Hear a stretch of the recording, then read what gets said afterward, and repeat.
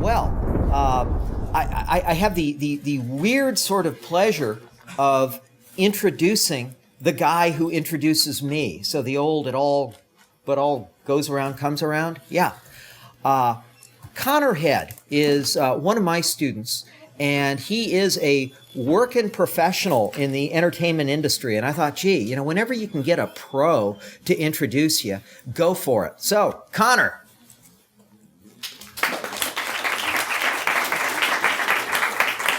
Thank you, I guess. The microphone. I shall try to find this. I'm the master of finding stuff. I got some skills. Someone help me out here. Where's the microphone? Where is it? To my right? Yeah.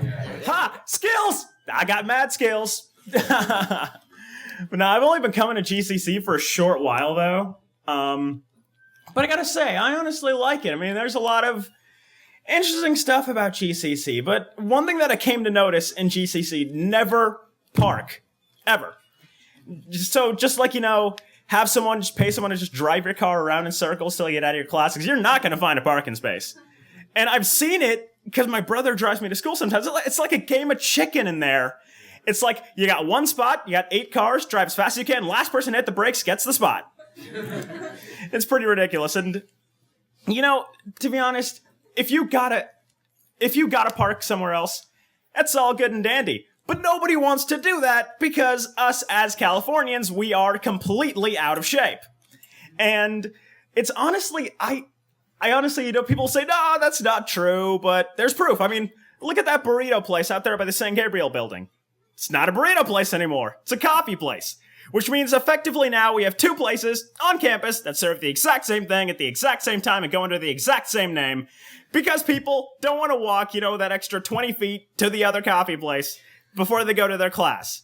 We have coffee, we have burritos, but no, we got 2 coffee places now, and it's the exact same thing. If that's not proof that people are out of shape, I don't know what is. But I've seen it.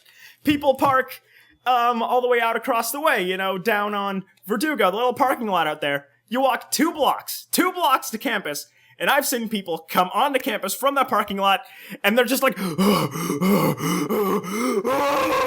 I need water. Oh, man. I don't know. I try to stay in shape, but even still, I need water.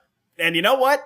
One of these days, I'm going to do it. I'm going to go to one coffee place, buy one thing, walk 20 feet to the other one, buy the exact same thing. Just be walk back and it's like, hey, that tastes better over there. You should fix that. Oh, man. I don't know what kind of time I'm running with, because I just kind of came in on... Martians, Connor. Fantastic. Martians. They're hardcore. Man. I gotta say, though, I'm familiar with War of the Worlds and all the various things about it, but I gotta say, I'm really looking forward to what our professor, Dr. Mike Eberts, has to say. He's been teaching here since 1987. Totally awesome dude. Great guy to hang out with. The man, the myth, Mr. Mike Eberts, people.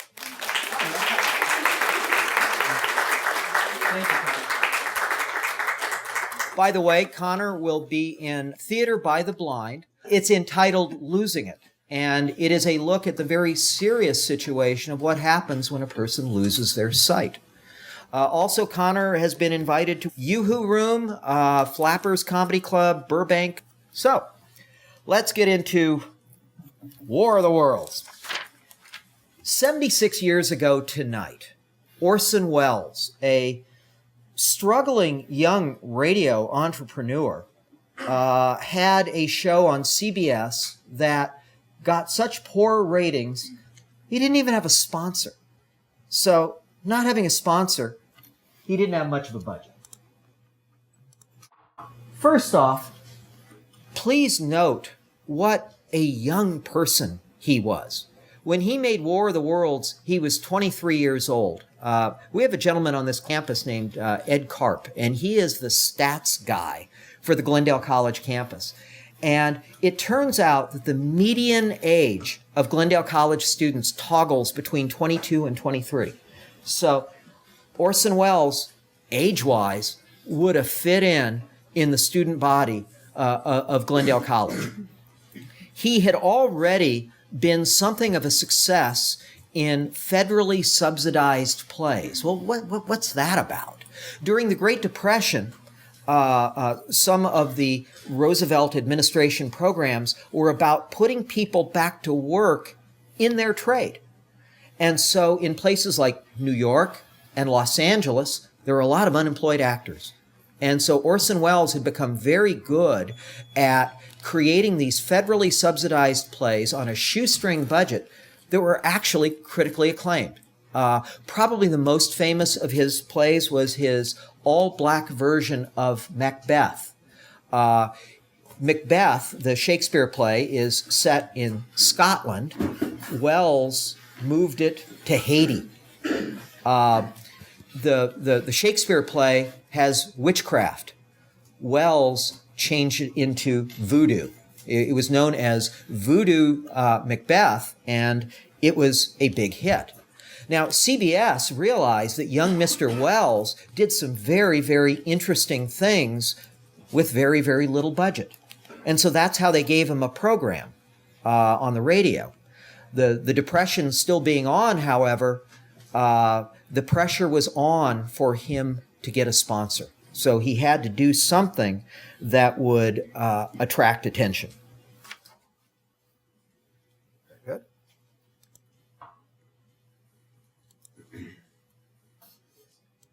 Mr. Eberts? Yes.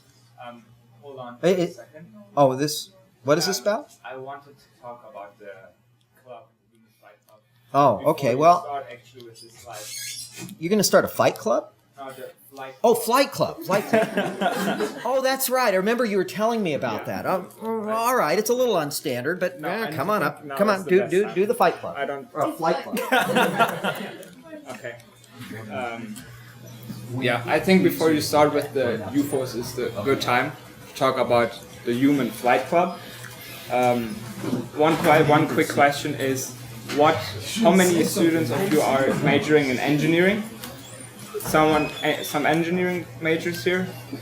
Okay, I need you guys for our club. We are opening a club. It's called the Human Flight Club.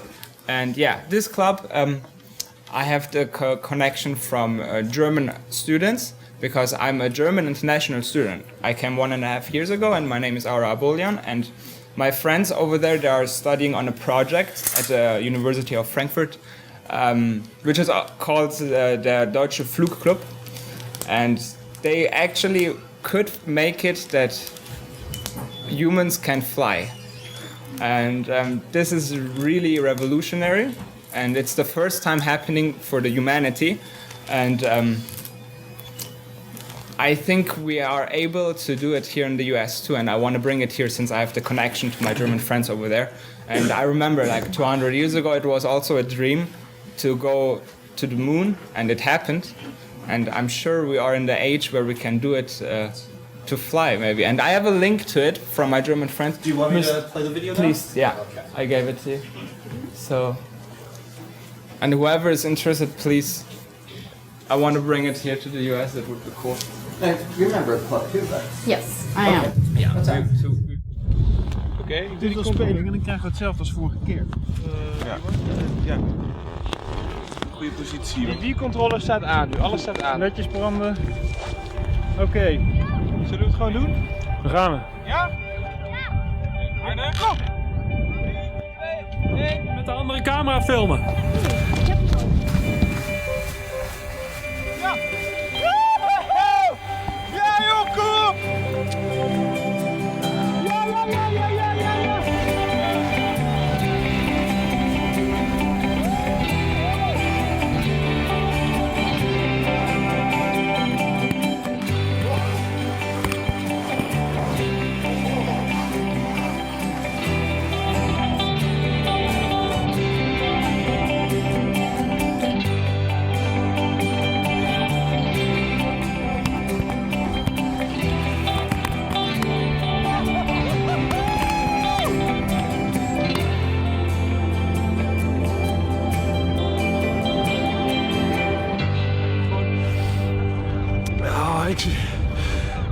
Ik ren en op het ene moment zie je de grond onder je vandaan verdwijnen. En op het andere moment heb je dat intense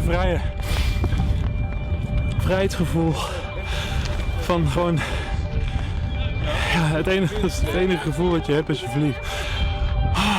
echt het lekkerste moment wat ik gewoon ooit in mijn hele leven heb gevoeld.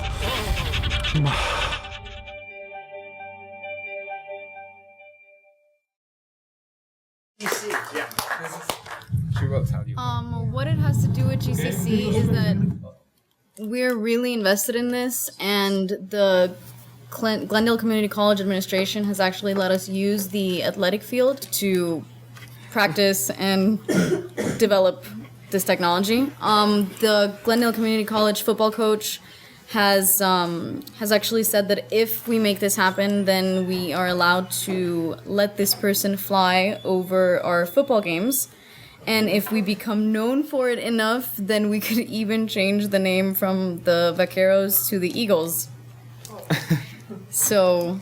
But this is really far. And so yeah, that's of course if we develop... Yeah, so you're looking for club members. Yes. we're looking for club members, engineering students, please. This thing is pretty secret still, so not so many people know it. And it's really cool that I have the connection to Germany, so please join us. All right, well, thank you. Yeah. Well, let's get back to Orson Welles, shall we? Okay. The pressure was on in the fall of 1938. No sponsor was materializing. Wells's troupe of actors were working very long hours, and they had almost no budget to, among other things, develop screenplays. So Welles turned to an 1890s novel written by the Englishman H.G. Wells. By the way, no relation. And this was one of the first kind of modern science fiction novels that talked about alien invasion. Now, for Wells, this story was attractive because it was so old that the story was out of copyright. He didn't have to pay anyone, and he could change the story any way he wanted. Wells and his collaborators, John Houseman and others, they made some pretty dramatic changes to the story. As for H.G. Wells' story, the Martians landed in England, in Surrey, as a matter of fact, while Orson Welles, his creative team, the story has it that they looked at a map of New Jersey and picked a place at random, and it turned out to be this little place called Grover's Mill, which was then rural and today is a suburb. Another difference was that H.G. Wells had his Martians landing in Surrey in 1896. Orson Welles made the fateful decision that the Martians would land that very night, Halloween Eve, the regular Sunday night of his broadcast, October 30, 1938. Now, H.G. Wells told his story as a conventional narrative. It was a novel. Orson Welles, on the other hand, decided that he would tell the story the way that CBS radio news would tell it, as if it was actually happening. The script was not immediately entertaining. As a matter of fact, Wells thought it was boring. He was afraid also that it was too silly. He felt that the American public would sort of laugh them off the radio with this fanciful tale of Martians invading the Earth. And so the script was rewritten many times to be more realistic, more of the moment, using more real names, using more real places, telling the story in sometimes a kind of disjointed fashion that wasn't normal radio. Now, in a way, Wells was able to take risks because he did not, by any stretch of the imagination at that point, have the most popular show on the radio. In fact, he was across the dial from 1938's most popular show on the radio. It was the Chase and Sanborn Hour. Chase and Sanborn was a brand of coffee. And they had the very popular actor Don Amici as the host that night, and also as guests they had Edgar Bergen and Charlie McCarthy, who was a ventriloquist who was very popular on the radio. Now just think about that for a moment, a ventriloquist on the radio, pre-stereo. Okay. Well, anyhow, the ratings of the Chase and Sanborn Hour were about 10 times the ratings of the Mercury Theater of the Air. So, at the beginning of the show, most people were tuned into the Chase and Sanborn Hour. However, about 10 minutes into the show, once they were done with the opening monologue and so forth, it was always very well written and very funny, they turned to a musical guest who wasn't a big star of the moment. And so in an early version of radio channel surfing, a lot of people went over to see what was on CBS. And they got into the War of the Worlds broadcast about the time of this next segment.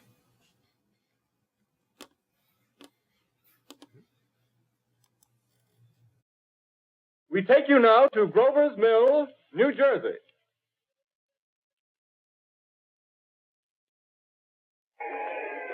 Ladies and gentlemen, this is Carl Phillips again, out at the Wilmot Farm, Grover's Mill, New Jersey. Professor Pearson and myself made the 11 miles from Princeton in 10 minutes. Well, I hardly know where to begin. To paint for you a word picture of a strange scene before my eyes, like something out of a modern Arabian Nights. Well, I just got here. I haven't had a chance to look around yet. I guess that's it. Yes, I guess that's the thing directly in front of me. Half buried in a vast pit. Must have struck with terrific force. The ground is covered with splinters of a tree. It must have struck on its way down. But I can see of the object itself doesn't look very much like a meteor. At least not the meteors I've seen. It looks more like a huge cylinder. Has a diameter of, what would you say, Professor Pearson? What's that? What would you say, what's the diameter of this? About 30 yards. About 30 yards. The metal on the sheath is, well, I've never seen anything like it. The color is sort of yellowish white. Its curious spectators now are pressing close to the object in spite of the efforts of the police to keep them back. Getting in front of my line of vision. Would you mind standing one side, please? While the police are pushing the crowd back. Here's Mr. Wilmot, owner of the farm here. He may have some interesting facts to add. Mr. Wilmot, would you please tell the radio audience as much as you remember of this rather unusual visitor that dropped in your backyard? A step closer, please. Ladies and gentlemen, this is Mr. Wilmot. Well, I was listening to the radio. Closer and louder, please. Pardon me? Louder, please. Closer. Yes. I was listening to the radio and kind of drowsing. That professor fellow was talking about Mars, so I was half dozing and half... Yes, Mr. Wilmot, and then what happened? Well, as I was saying, I was listening to the radio, kind of halfway. Yes, Mr. Wilmot, and then you saw something. Well, not first off. I heard something. And what did you hear? A hissing sound like this. Kind of like a 4th of July rocket. Yes, then what? I turned my head out the window and would have sworn I was asleep and dreaming. Yes? I seen a kind of greenish streak and then zingo. Something smacked the ground, knocked me clear out of my chair. Well, were you frightened, Mr. Wilmot? Well, I ain't quite sure. I reckon I was kind of riled. Well, thank you, Mr. Wilmot. Thank you very much. You want me to tell No, that's some quite more? all right. That's plenty. Ladies and gentlemen, you've just heard Mr. Wilmot, owner of the farm where this thing has fallen. I wish I could convey the atmosphere, the background of this fantastic scene. Hundreds of cars are parked in a field in back of us, and the police are trying to rope off the roadway leading into the farm, but it's no use. They're breaking right through. The car's headlights throw an enormous spotlight on the pit where the object's half buried. Now, some of the more daring souls now are venturing near the edge. Their silhouettes stand out against the metal sheen. One man wants to touch the thing. He's having an argument with the policeman. Now, the policeman wins. Now, ladies and gentlemen, there's something I haven't mentioned in all this excitement, but it's becoming more distinct. Perhaps you've caught it already on your radio. Listen, please. Do you hear it? It's a curious humming sound that seems to come from inside the object. I'll move the microphone nearer. Here. Now, we're not more than 25 feet away. Can you hear it now? Professor Pearson. Yes, Mr. Grover. Can you tell us the meaning of that scraping noise inside the thing? Possibly the unequal cooling of its surface. I say, do you still think it's a meteor, Professor? I don't know what to think. The metal casing is definitely extraterrestrial. Not found on this Earth. Friction with the Earth's atmosphere usually tears holes in a meteorite. This thing is smooth, and you can see it's cylindrical. Just a minute. Something's happening. Ladies and gentlemen, this is terrific. This end of the thing is beginning to flake off. The top is beginning to rotate like a screw, and the thing must be hollow. He's moving. Keep back there. Keep back there. Keep those men back. Keep back there. Keep those idiots back. Take off. The top's loose. Look out there. Stand back. Ladies and gentlemen, this is the most terrifying thing I've ever witnessed. Wait a minute. Someone's calling someone or something. I can see turning out of that black hole two luminous discs. The eyes, it might be a face, might be almost Good heavens, something wriggling out of the shadow like a gray snake. Now it's another one, and another one, and another one. They look like tentacles to me.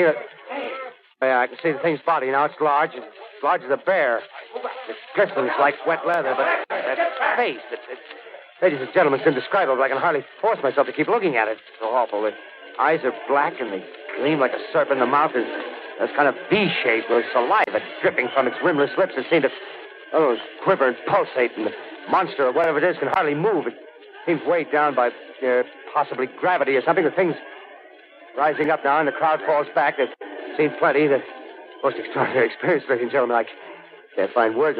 Well, I'll pull this microphone with me as I talk. I'll have to stop the description until I can take a new position. Hold on, will you please? I'll be right back in a minute. The actor doing that scene was Frank Reddick. And if you may have noticed during that scene, there was a growing sort of panic within the man. And what he was trying to simulate was what had happened in real life 1 year earlier. This is the famous Hindenburg explosion, happened in 1937 in Lakehurst, New Jersey. And with the Hindenburg disaster, which, by the way, 36 people died. It was a horrible thing.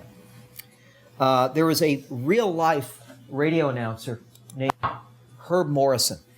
And Herb Morrison was just there in Lakehurst to do the routine play-by-play of this luxury airship.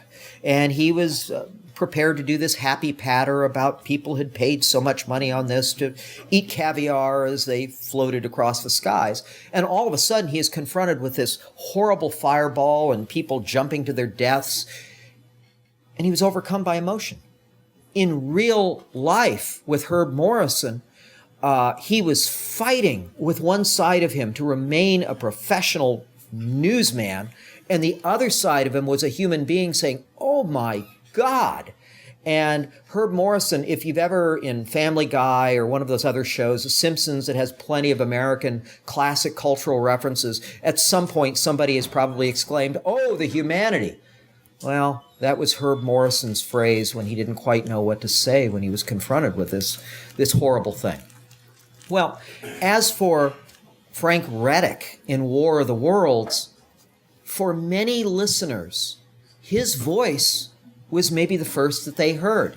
Because they had originally tuned into the Chase and Sanborn Hour or whatever other programming was more popular than the Mercury Theater, they had missed the conventional opening of the program that identified this as the Mercury Theater of the Air. They had missed Orson Welles' introduction to tonight's episode of what was clearly a fictional show. They had missed where Welles created a kind of fake dance music show just so that it could be broken into with news bulletins. I think part of Welles' success on that night of October 30th, 1938, was that he was not afraid to break the rules. And one of just the cardinal rules of broadcasting is you never have dead air. Dead air. Dead air is nothing. When I'm in class and I look down maybe at my notes or something and there's dead air, students leave. Welles deliberately used dead air. He deliberately created an awkward broadcast because it would make it seem more realistic. So we're a couple of minutes more into the broadcast, and our radio announcer has sort of regained his wits. He's gone to what he believes is a safer position, but now things are about to really heat up. It's a little bit of a pun there. We now return you to Carl Phillips at Grover's Mill. Ladies and gentlemen, am I on? Ladies and gentlemen, here I am, back of a stone wall that adjoins Mr. Wilmot's garden. From here, I get a sweep of the whole scene.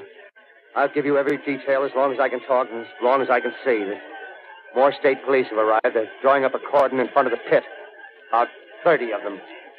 No need to push the crowd back now. They're willing to keep their distance. The captain's conferring with someone. Can't quite see who. Oh, yes, I believe it's Professor Pearson. Yes, it is. Now they've parted, and the professor moves around one side, studying the object, while the captain and two policemen advance with something in their hands. I can see it now. It's a white handkerchief tied to a pole. Flag of truce. If those creatures know what that means, what anything means. Wait a minute, something's happening. A humped shape is rising out of the pit. I can make out a small beam of light against a mirror.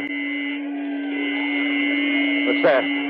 There's a jet of flame springing from the mirror, and it leaps right at the advancing men. It strikes them head on. Oh, Lord, they're turning into flames. Now the whole field's caught up by the woods, the barns, the gas tanks for the automobiles, spreading everywhere. Coming this way now, about 20 yards to my right.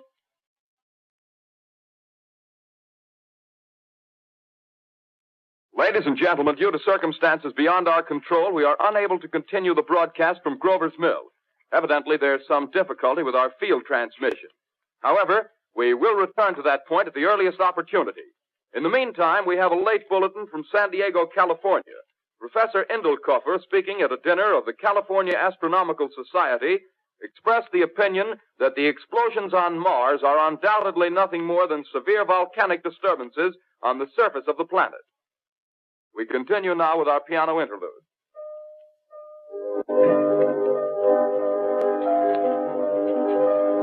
I was playing this clip for a student a few semesters ago, and he said about that kind of quiet piano recital music in this context. He said, it sounds like the music they play when the government is being overthrown. But at this point, we're 17 minutes into the broadcast. So if someone did have sort of rising hysteria, wouldn't they realize that it was just a radio show when they cut away to sell toothpaste or cornflakes? Well, remember, Wells didn't have a sponsor. So you had a number of people tuning in after the introduction where you got the clear signifiers, it was just a radio show. And they also did not have the natural stop of a commercial. It was just all going around as one big piece of programming. Well, at this point, for some in the audience, reality and fantasy begin to blur. Sue, this is where your saw would have come in. Yeah.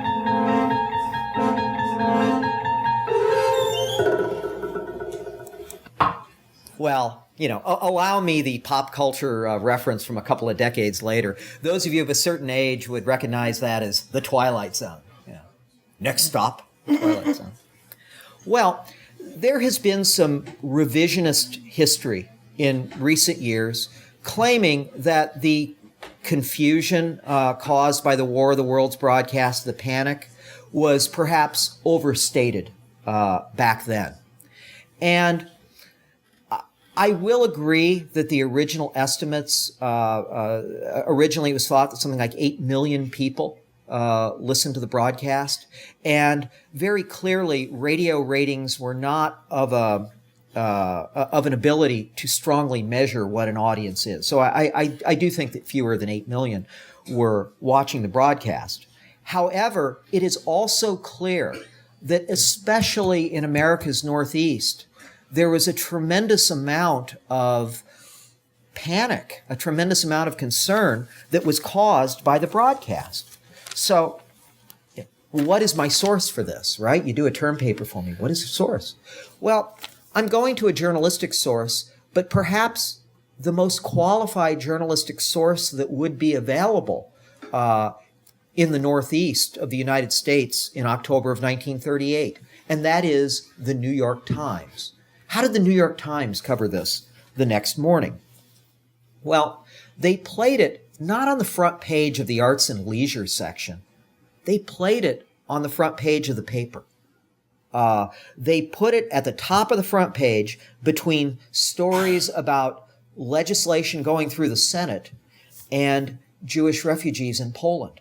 So it was up there with some very, very important news. This wasn't just a lark for the New York Times.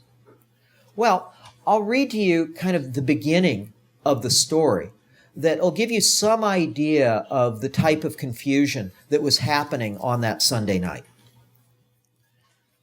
A wave of mass hysteria. Good. The New York Times saw it for what it was.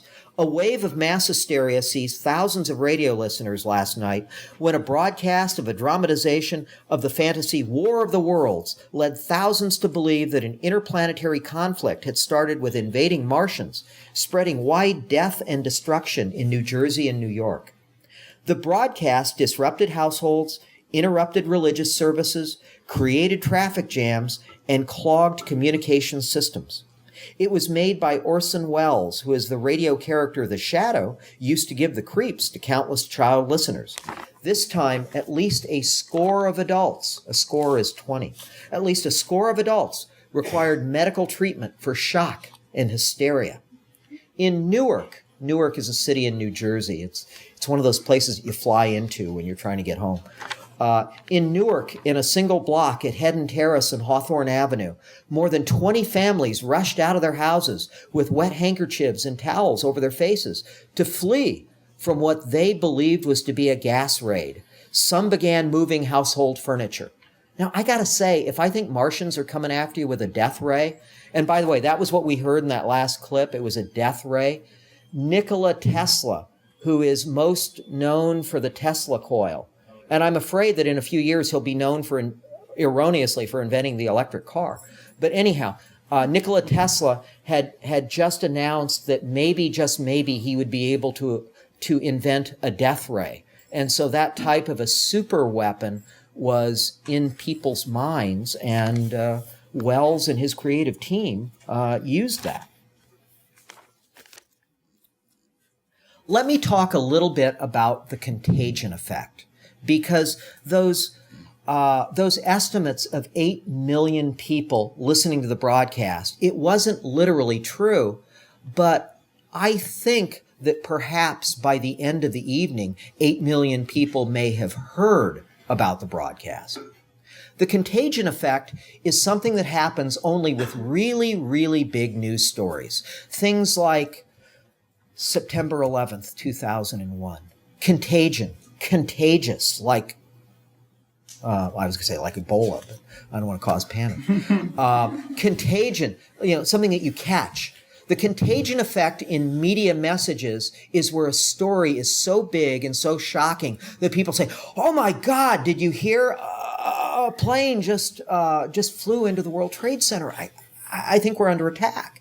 And of course, they tell all their friends and relatives. Let me give you an example from the New York Times of the contagion effect happening in this case with just a completely fictional, made-up story.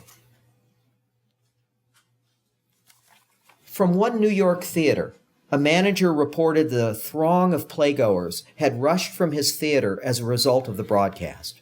He said that the wives of 2 men in the audience, having heard the broadcast, called the theater and insisted that their husbands be paged. This spread the news to others in the audience. So, all right, it's 1938. No one's got a cell phone. Everything's a landline. These fellas are at this play. The wives are at home. I don't know what was up with that. But 2 of the wives, they call the theater and say, "Please, page Mr. John Smith, page Mr. John Smith." And so someone comes around at intermission and says, "House phone for Mr. John Smith."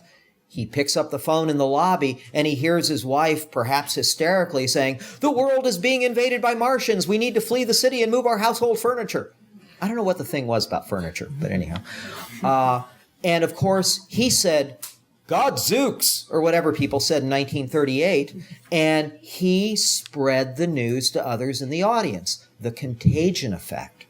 And I've seen other evidence in the news coverage of people doing things like burst into Sunday evening church services and announce the dramatic news that, this may be our last prayer or something like that. I looked at the news coverage and I wondered, why did so many newspapers have pretty much the same incidents?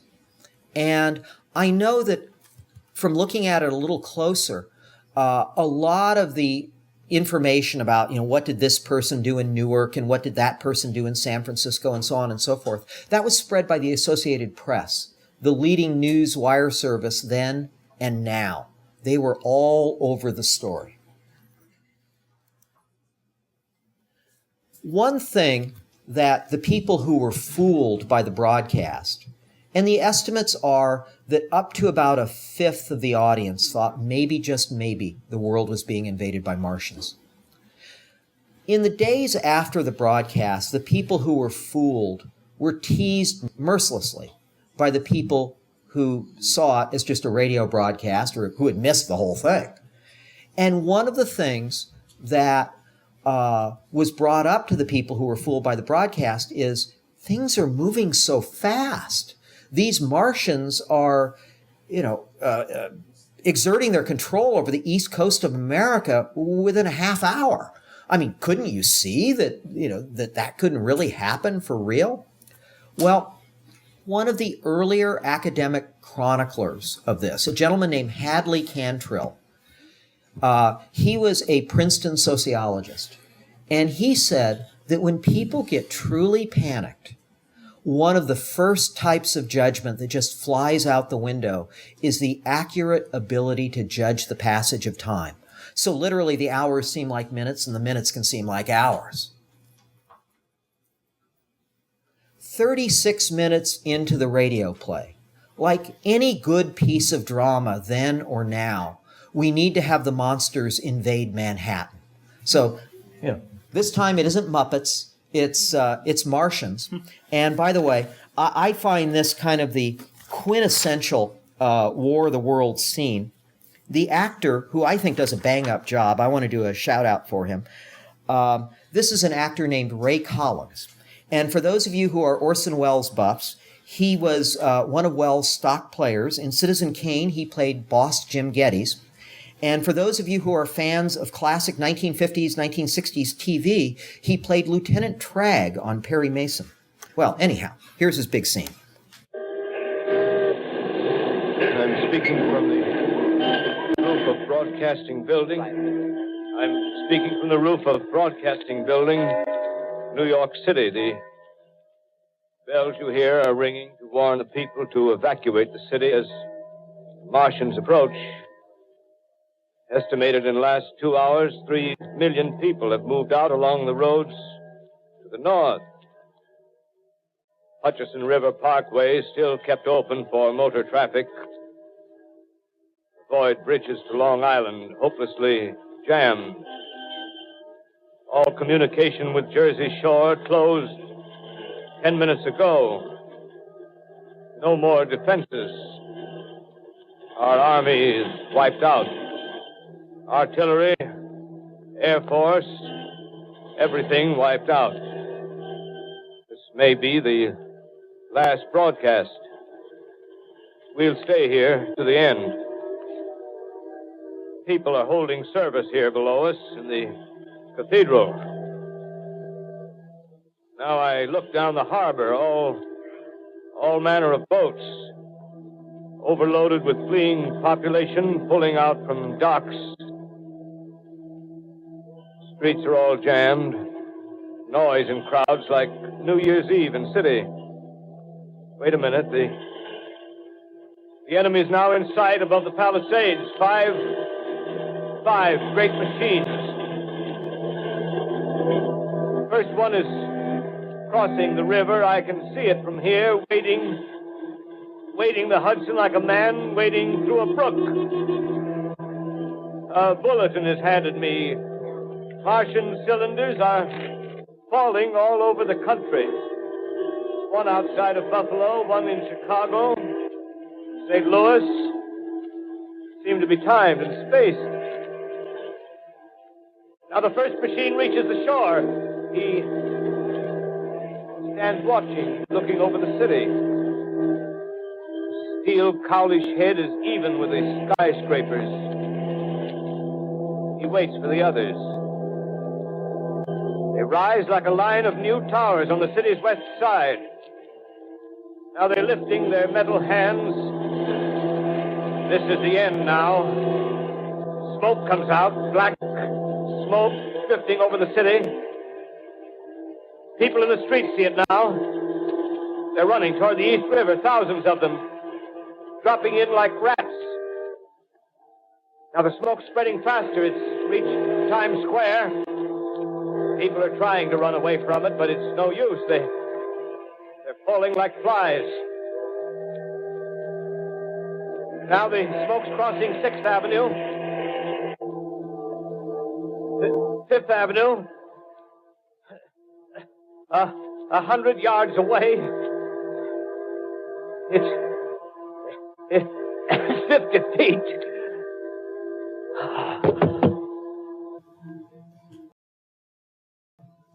Just grim. Grim. Even before the broadcast was over, CBS was getting some pretty worrisome signals from out in the real world that police stations, firefighters, other emergency responders were getting a tremendous number of calls. The New York Times said that their switchboard was jammed. They got about 900 calls, and one of them was a caller from, I think it was Dayton, Ohio, at a time when long-distance telephone calls were really expensive. And he simply said, "When will be the end of the world?" CBS knew they had a situation on their hands, so they had Welles go out, not as his character Richard Pearson in the radio play. They had him go out as Orson Welles, and to just calm people down. They gave him a minute and a half of precious network time to do that. And Welles, did I mention he was 23 years old? Welles was apparently a little proud of his handiwork, and instead of being contrite and commiserating with those folks who may have been panicked, he played it light. He said, "We do things a little different here at the Mercury Theater of the Air. This is our version of dressing up in a sheet and saying, 'Boo, happy Halloween.'" That didn't win him any extra friends. Well, the next day, Welles was given a second chance to apologize, this time in a very heavily attended news conference. By the way, one of the great joys about YouTube, where like everything is on YouTube, is that this press conference is on YouTube. And by this time, Welles starts to look worried. I mean, he's answering the reporters' questions well, but we really didn't mean to panic anyone. And, we did tell people it was just a radio show. And, he was really playing defense by the next day. What Welles was worried about was, losing his radio show. What CBS was worried about was the Federal Communications Commission. And the Federal Communications Commission got a tremendous number of letters over the broadcast. And I have two that I will just read a short excerpt from. One of them is from someone who felt the ill effects of War of the Worlds, and the other one was from someone who is defending War of the Worlds. First up, we have a gentleman named Paul Morton. He was the city manager of Trenton, New Jersey, and Trenton was one of those cities that was mentioned in the broadcast. He wrote to the FCC, "Gentlemen, to avoid a recurrence of the very grave and serious situation that developed in this community last night due to the public's misinterpretation of the broadcast through WABC at about 8:15, dramatizing H.G. Wells' War of the Worlds, which completely crippled communications facilities of our police department for about 3 hours, I am requesting that you immediately make an investigation and do everything possible to prevent a reoccurrence. The situation was so acute that 2,000 phone calls were received in about 2 hours. All communication lines were paralyzed and voided normal municipal functions.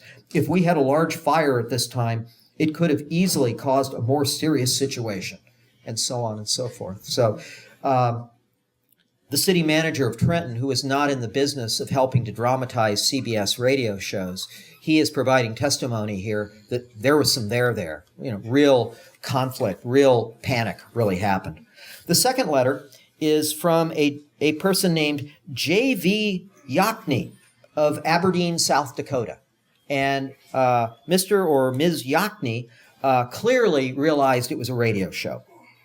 Gentlemen, again, writing to the FCC, gentlemen, I have read considerable concerning the program of Orson Welles presented over the Columbia Broadcasting System Sunday evening.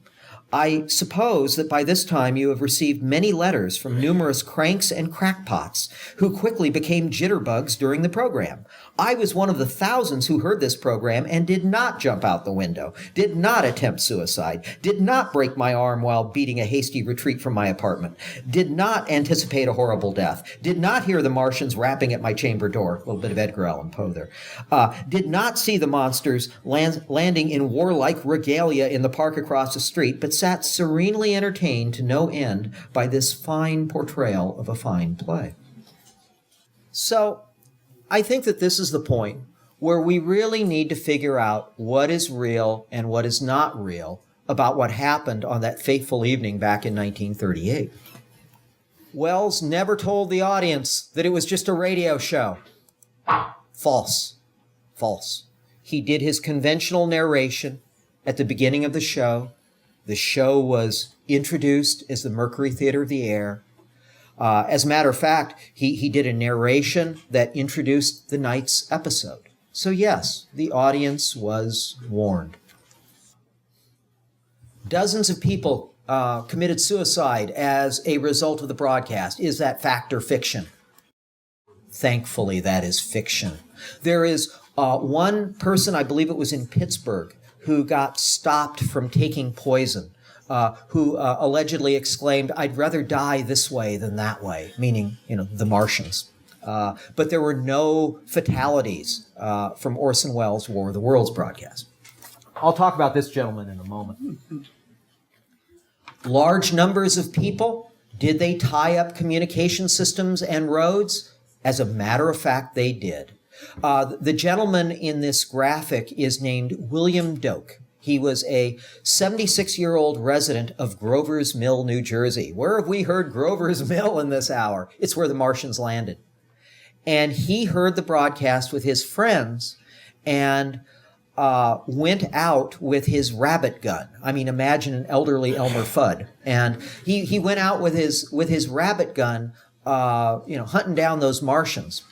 And the story has it, this photo, he posed for the New York Daily News the next day.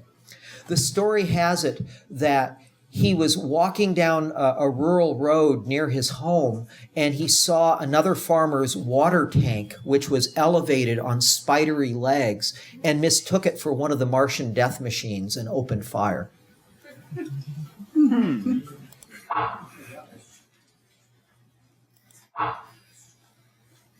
Did Congress consider legislation to further regulate radio?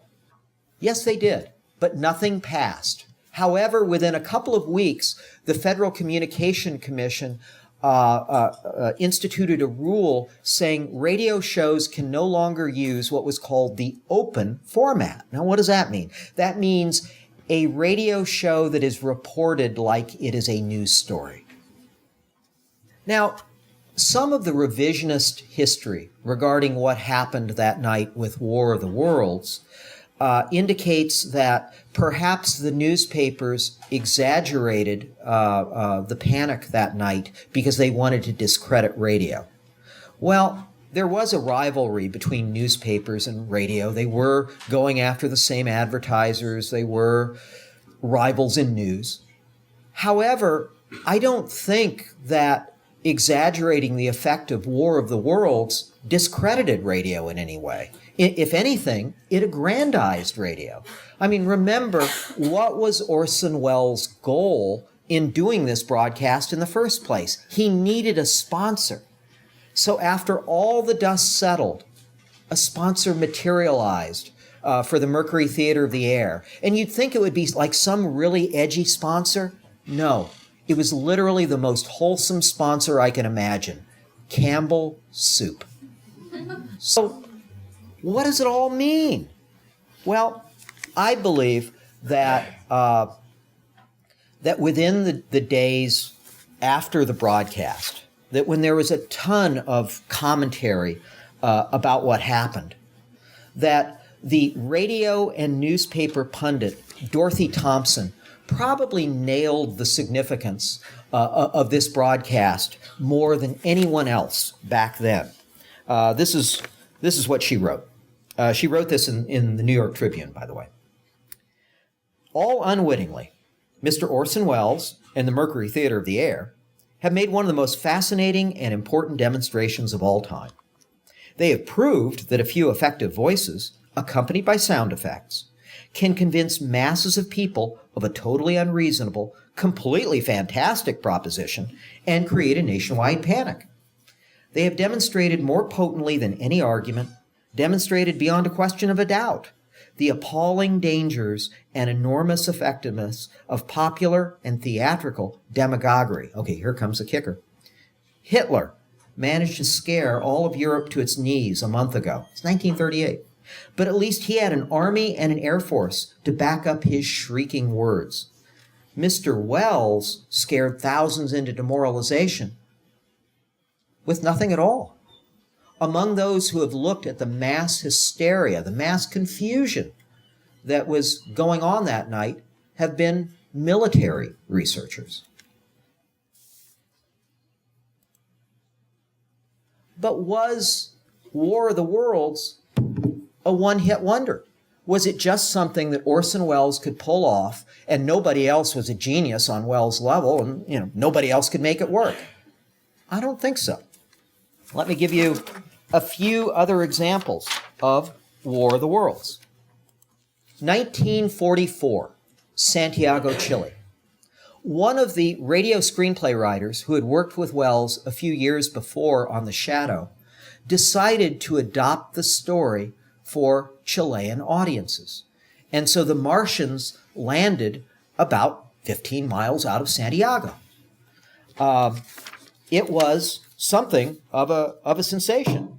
They caused quite a bit of panic in the community, and an electrician named Jose Villarroel, not Villarreal, but Villarroel, he was so frightened that he died of a heart attack.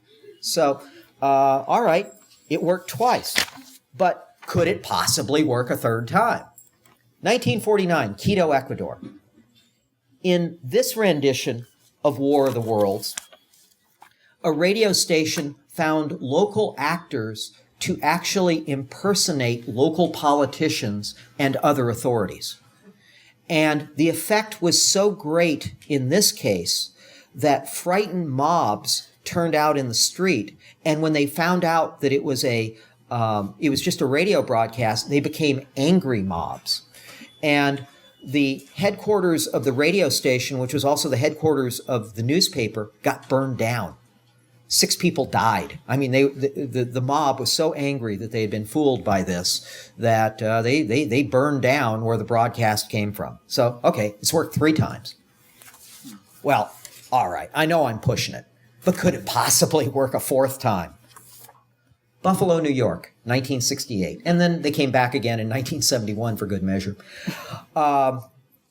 Radio station WKBW, Buffalo, did their own version of War of the Worlds. And by the way, this is out there on YouTube and elsewhere, and it's a wonderful thing to listen to, especially if you're of a certain age and you want to hearken back to the era of top 40 AM radio.